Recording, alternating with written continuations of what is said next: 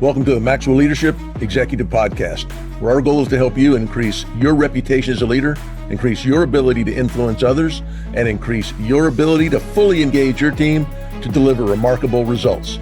Hi, I'm Perry Holley, a Maxwell Leadership facilitator and coach. And I'm Chris Goede, Executive Vice President with Maxwell Leadership. Welcome and thank you for joining us today. We want to give you a new URL to go to. If you want to leave a comment, a question for us, maybe you want to download the learner guide, go to maxwellleadership.com/executive podcast. We have finally arrived. It's our own. Yes, this is unbelievable. So, but we'd love for you to go there, and there you can learn everything that you need to know. We would love to serve you in any way. Get recliners in here next? I think that we're headed that way. We're headed that way. We're only at podcast 350 today, by the way. So when we get to 700, they said that we get some recliners.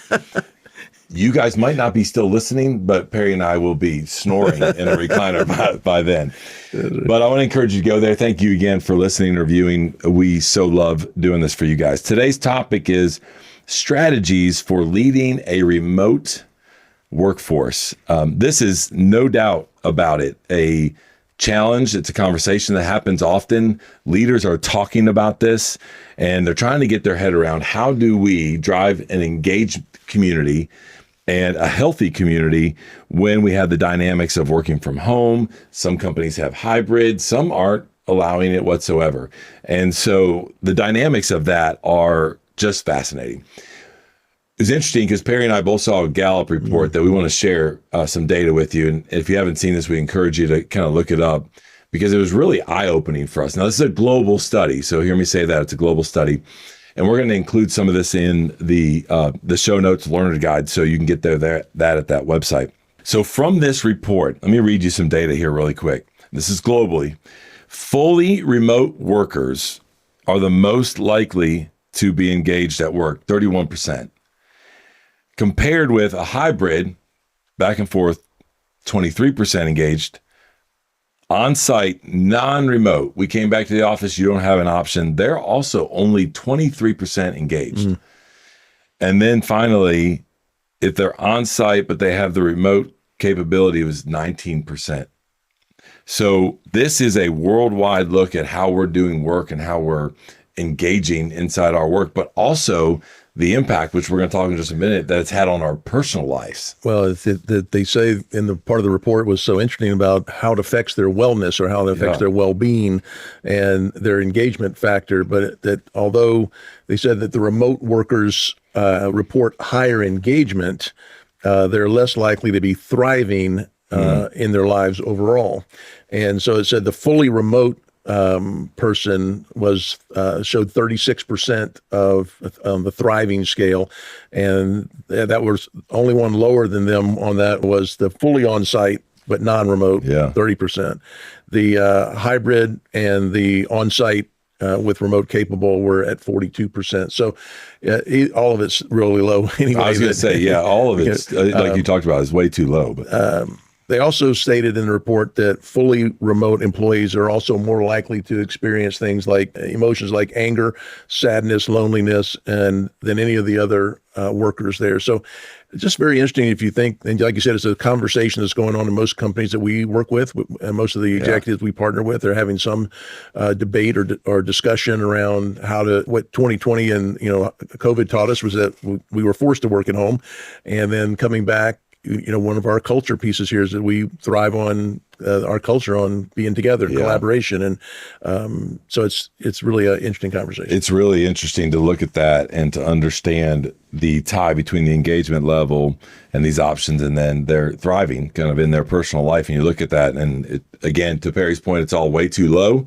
and it's just hard to make sense of. So what we want to do is dig in a little bit today and say, what are some things that are driving those that are in the remote space, right? That's what we're talking about today, is leading a remote workforce.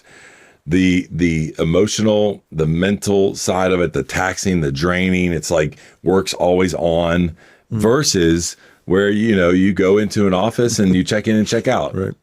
For the most part. I mean, some of us don't ever do that, right? Mentally, you're into it, but it's different. You're moving locations. Everybody except for Perry and I, because we're coming up with this content for you in our podcast, or even in a hybrid arrangement of what that looks like. So a couple of things for you really quick right here that they mention is the physical distance of doing life with people can create a mental distance.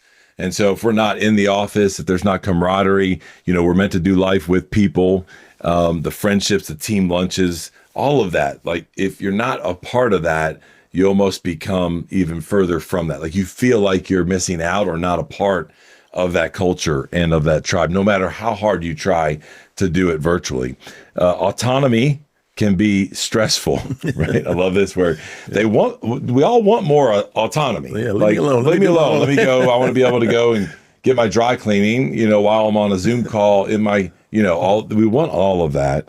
But what they're finding is that it can be stressful and it can be too much on them to have all that autonomy, and it would not, be healthy for the employee. Then the final one is the technology can frustrate. And I can speak to this right here. Okay. I was going to say, did you ever join that call yesterday? Yes, no. And I still, to this day, Perry and I, he's referring to a call 24 hours ago, an important call that I set up that all of a sudden Perry was leading, and Perry probably did a better job than I did. And I'm texting Perry, and I still have that same issue. I have not yet solved my computer issue. And I'm in the office.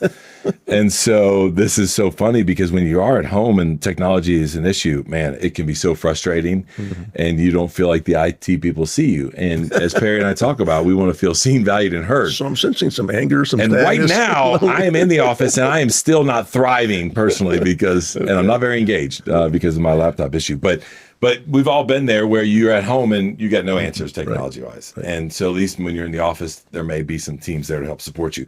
So 3 reasons right there on why the remote side can be mentally and emotionally taxing, that driving down some of those numbers. Yeah, and so let's talk about some practical things maybe as a leader you could do to enhance the experience and the wellness and the engagement of the team. Some of these come from the Gallup studies and suggestions they made, and some come from some ideas that we've seen. First one was just to encourage frequent and varied communication. I like to add the word varied. And I want to ask you about what frequent means, but, video and voice, not just text-based types of tools, regular check-ins, regular team meetings, project updates, helping team members feel like they're seen. That's a great word to use, and that feel like they're included, kind of reducing any feelings of isolation. You don't know where I am. You don't know what I'm doing. Right. So I think this idea, I wondered how, because you lead a team that is 100% remote capable, but half are probably in the office and half are remote. That's right. But everybody can go. I see, some go half a day off and home and a full day once a week, that type thing. So you've got some varied in there, but is it too much communication? Is frequent a lot? Yeah. What do you think about that? You said they take a half day off. I just want to clarify. I didn't know they work remote half day. Sorry. Mark, in case you're listening. Great question, right? So here's the challenge that we face here in our world. Because we're in the service industry and we're serving clients and we're out in the field, not only do I deal with, as a leader, many of you do as well, with the remote option for our team, but then I am on the road traveling, or they are. And that even when they had the remote capable, but they're in the office, I may not see them. And so you got all these type of dynamics. So how do you do that? What I've heard from my team, some more than others, that they just want to hear from my voice more often, right? They want to know, hey, just give me an update. What's going on? Like it could be little stuff about the business, but to know that I'm engaged, that I'm there, and I'm not just I've quietly quit on them, right? Which is not the case, but sometimes our mind can allow that to happen.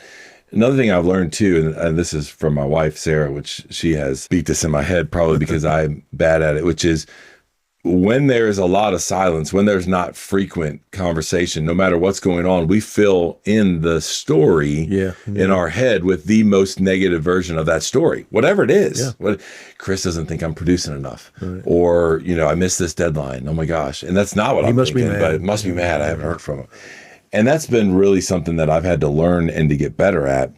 And so, also in addition to what I like to say, quick touch points multiple times a week, it's hard for me to do that. And I need to do a better job of doing that, but it's just being intentional about certain touch points. And I like how you said variable ways of doing it, because I find myself right now zoomed out. Okay. Like I'm done with Zoom and I'd rather just pick up the phone and just call and just check in, say, man, hey, Nikki, how's it going? I got one that's working out on the West Coast, right? And so I can check on her a little bit later in the day versus, checking on her first thing in the morning when I get in the office. You and I are early risers, so it's not good to call somebody in California when I'm in the office at 5:30 or 6 o'clock. So I think there's a couple of different things, but the goal there is, and we talk a lot about this in the course that you helped us create around inclusive leadership. How do we get to a place that everybody feels like they belong?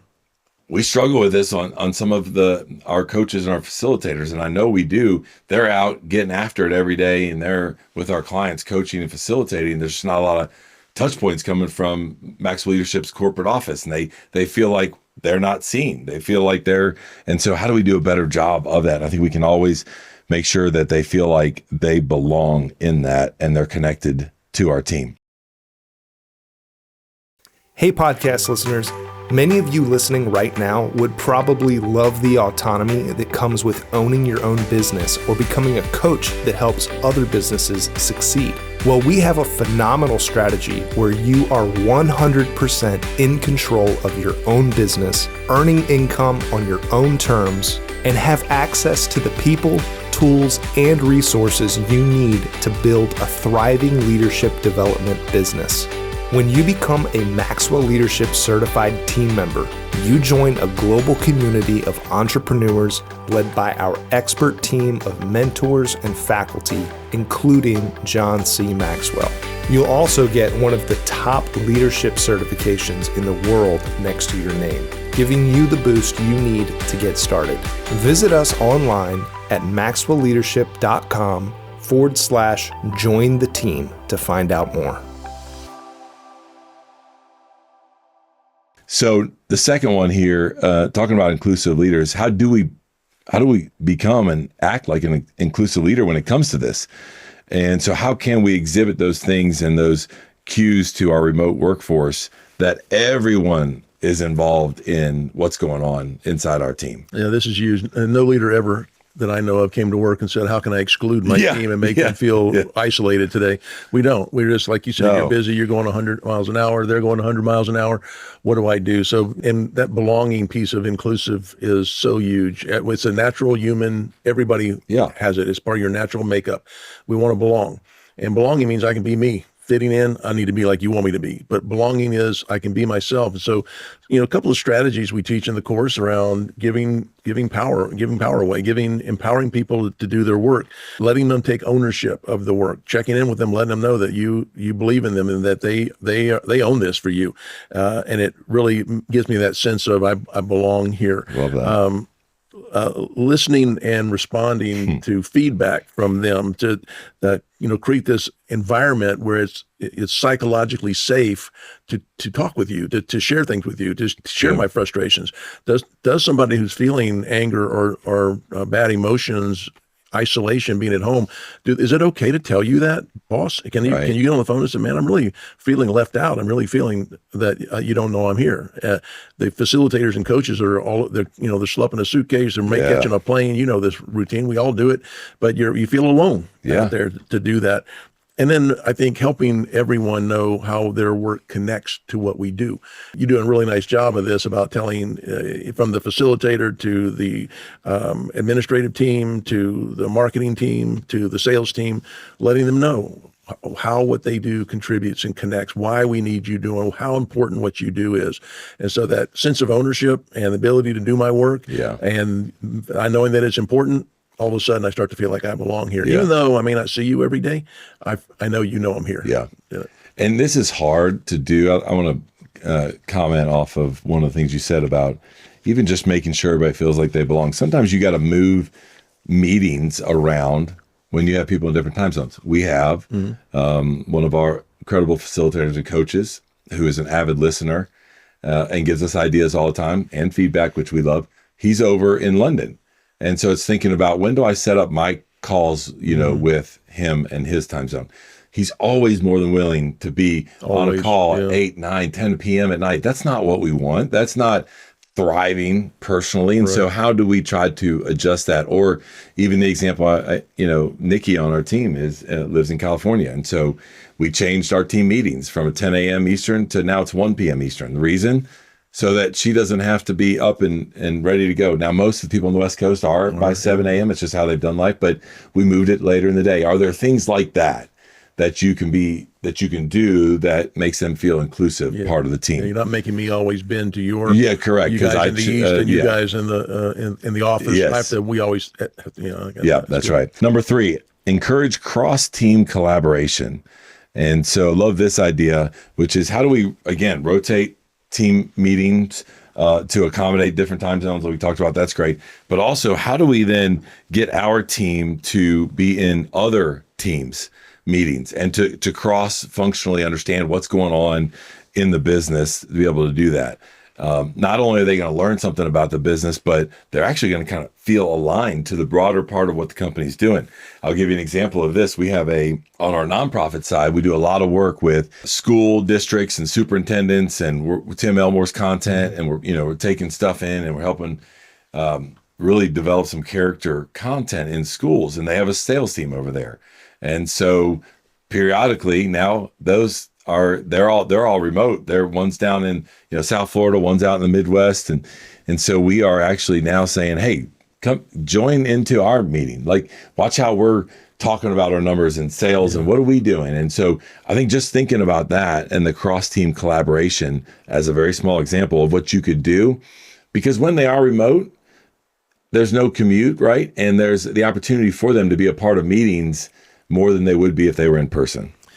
I love that. And then number 4 would be, we were really good at this during the COVID years, promoting social interaction, not just team building. So I remember in COVID, there would be the coordinated team lunch or the happy hour or somebody's, got everybody together to talk about fun stuff. And it was not work related, but we did that easily when we couldn't come to the office. Now we're in the office, going a little fast for that. But setting up dedicated time or dedicated channels for people to have casual conversations. So the idea is promoting social interaction, which helps me fulfill I belong here. I'm connected to people. I saw one group implemented like a buddy system where almost like a mentorship program where they let 2 people connect outside of their work activity. So regular check-ins, regular how you doings, regular what do you need, just from somebody, not your boss, but kind of assigned co-mentoring process with people. So I love the idea, but it have to be very intentional though, to say how are we going to do to get this social interaction and team bonding that's not necessarily work or project related. And what I would encourage you here, because most of you listening to this are probably like, oh, we're trying all these things and this is the topics been talked about. We are aware of that because we hear it with all the clients that we work with, and everybody's still working through some best practices. And so there's no right or wrong. These are just some things that we've seen kind of stay the test of time of what we tried. One of the things I want to comment off yours is don't just do it to do it. Like, that's the worst is when we're talking about doing the interaction or the team bonding and there's no purpose behind it. It's like, oh, we're just going to keep doing this because we want to make sure we're allowing time for our team to be able to collaborate. That's just, everybody can feel it and everybody knows it. So the intentionality behind what it is, and even if it's not as frequent, but when it happens, there's more engagement around it, I think the better. Well, you do on our weekly team call, you started the process of right off the bat, and where some of us are on the Zoom, some of us are in the room. And so we see, about half and half, half are on the screen, half are in the room. And it goes fast, but everyone tell one thing from over the weekend. We're on Mondays. Yeah. So what was the best thing that happened over your weekend, or what was one win from last week, personally or professionally? Yeah.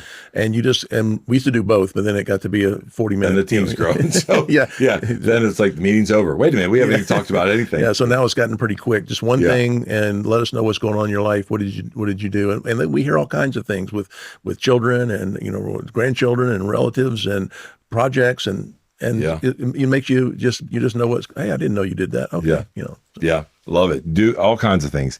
Just get creative, but just make sure you're intentional behind it. Because that's just a way that we do it here, just to create engagement and to allow the team to connect in ways that maybe they didn't know. They may, Perry might have done something over the weekend that spurred somebody else to ask him a question, because Perry loves to, smoke and barbecue and grill outside. He's got all kinds of, and somebody else will be like, I'm cooking this weekend, I need to call Perry, right? Just things like that go above and beyond. Okay, the last one, and then I'll wrap up.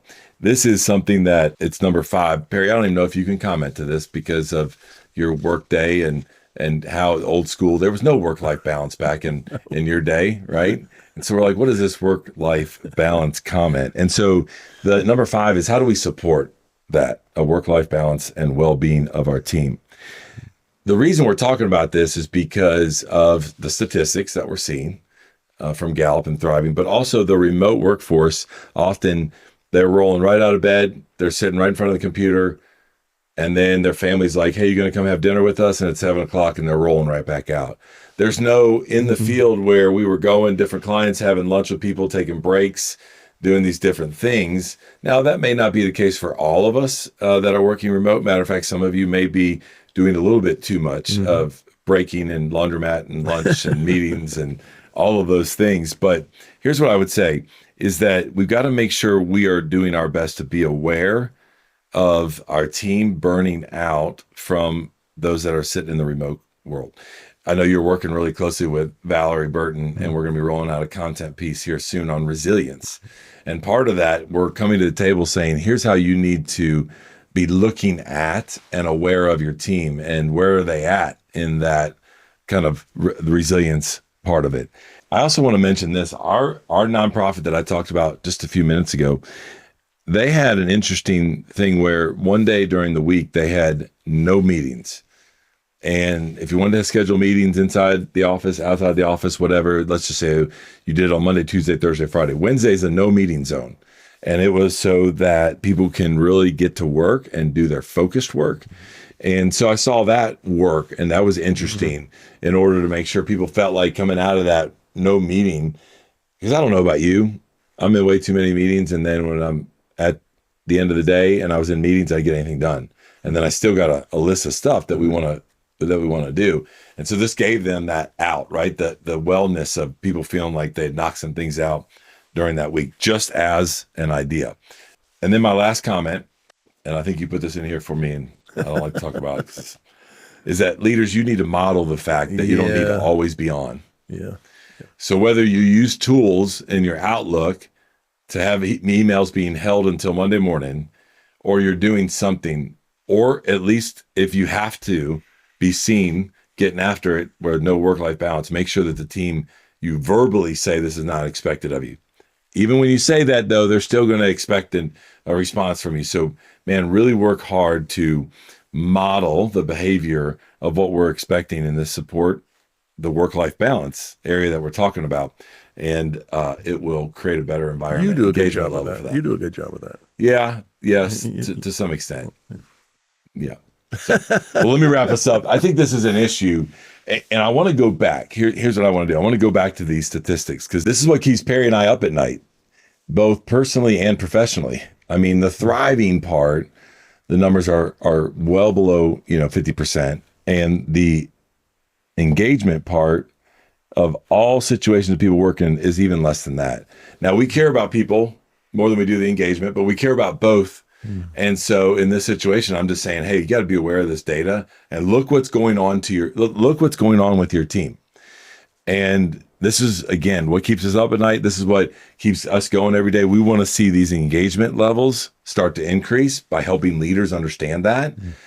I think they begin to increase when you begin thinking about the other statistics that Perry shared with you around thriving, and how do I help them thrive, not only in the workforce, but in their home life. And when that happens, I love people that are like, I'm a different person at work than I am at home. No, you're not.